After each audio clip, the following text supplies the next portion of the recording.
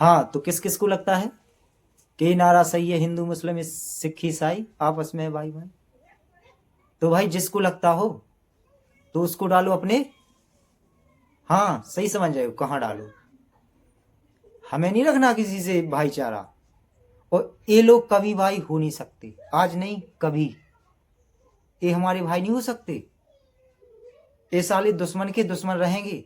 और ये तो दुश्मन से भी बदतर है, साथ में खाते हैं, साथ में रहते हैं, साथ में खेलते हैं, और साथ में ही ये आत्मघात हमला करते हैं। यानी इनसे बदतर, इनसे नीच कोई हो नहीं सकता। आप लोग बात करते हैं भाईचारे की, कैसे भाई, कैसे भाई? भाई तो वो होते हैं जो भाई भाई के लिए जान देता है, जान लेता नहीं है।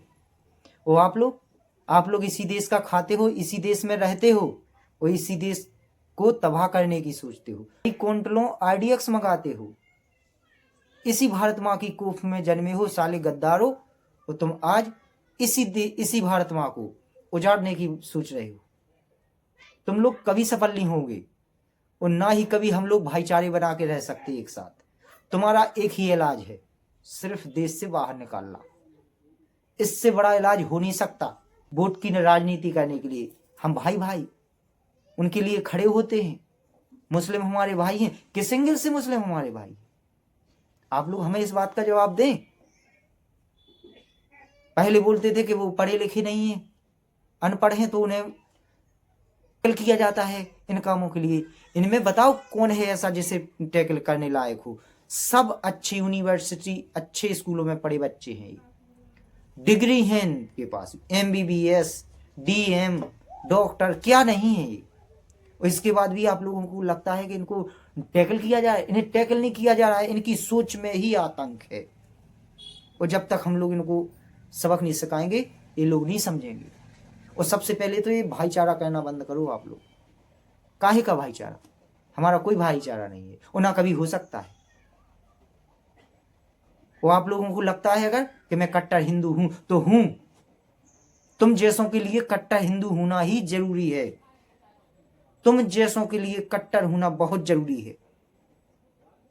और ये कुछ कबूतर बोल रहे थे, वो बाबा बागेश्वर वाले राजनीति कर रहे, RSS वाले नफरत फैला रहे। साले हो, सबसे बड़े कबूतर तो तुम लोग हो इस देश में, जो वोट के लिए आतंकियों को भाई बनाते हो, आतंकियों को भाई बहन समझते हो। आज हम तुम्हें उन हर भाई बहन की कहानी सुनाते हैं जिन्हें तुम्हें लगता है कि ये भाई बहन है। तो आज हम एक एक की कहानी सुनाते हैं, ध्यान से सुनिए। सुन लो हिंदू, जिसे आप अपनी बहन मानते हो या बहन समझते हो, पहले उसी के बारे में बताते हैं। शाहीन शहीद, हाँ ये वही बहन है जिसे हम लोग मानते हैं कि हमारे शाहीन शहीद, जिसकी उम्र 45 साल है, लखनऊ की रहने वाली है, अल्फ्लाह यूनिवर्सिटी में पढ़ी है, MBBS MD डिग्री है, और जिसे हाल ही में फरीदाबाद से गिरफ्तार किया है। किस लिए किया गया है? कि दिल्ली ब्लास्ट में इसका हाथ है। इसके डायरेक्ट कनेक्शन पाकिस्तान से, संगठन चलता है जैस, उससे इसके डायरेक्ट कनेक्शन है। अब क्या कहेंगे अपनी बहन के बारे में आगे आप? दूसरा नाम है आदिल अहमद का, जो अपने नाम के आगे डॉक्टर लगाते हैं। इनकी उम्र है 38 साल। ये सीनियर रेजिडेंस में है, यूपी के उदयपुर सहारन में इनकी पोस्टिंग है। ये पोस्टर लगाते जैस की धमकी भरे। इनके पास से AK-47 मिली है। आप सोच सकते हैं, एक सरकारी कर्मचारी के पास से AK-47, एक कौन से एंगल से हमारे देश के नागरिक लगते हैं? आप लोग कमेंट में जरूर बताएं। नाम है जो मोहम्मद नबी उमर, इनकी उम्र है 38 साल। ये रहने वाले हैं पुलवामा के, असिस्टेंट प्रोफेसर है। और ये जो गाड़ी से धमाका हुआ उसका ड्राइवर था। 100 की अभी फिलहाल में जांच जारी है कि किसकी है, लेकिन जो CCTV फुटेज से सामने आया वो यही था। अगला नाम है मुजबिल शकील, ये 36 साल का है, पुलवामा का रहने वाला है। एक प्रोफेसर है, पेशा से प्रोफेसर है। और सोच के देखिए, प्रोफेसर रहते हुए इसने 2900 किलो आरडीएक्स इकट्ठा किया। 2900 किलो। 2900 किलो का मतलब पूरी दिल्ली तबाह। सोच के देखिए, जो अपने साथ उठता है, बैठता है, खाता पीता है, इसी देश का खाता है, इसी देश से कमाता है, इसी देश को तबाह करने की सोच रहा है। डॉक्टर सज्जाद, ये 32 साल का है, पुलवामा का रहने वाला है। इसका भी हाथ दिल्ली ब्लास्ट में बताया जा रहा है। कहीं ना कहीं इनका कनेक्शन है, क्योंकि देखने वाली बात है, सारे कनेक्शन ये लड़के साले पुलवामा के, कुछ लोकल के, यानी कि कहीं ना कहीं इन लोगों का कनेक्शन है। और इनसे बहुत ही ज्यादा हम लोगों को खतरा है, क्योंकि ये पाकिस्तान से नहीं आए, ये इंडिया में रह के हम लोगों पले बड़े खेले, और अब आत्मघाती हमला।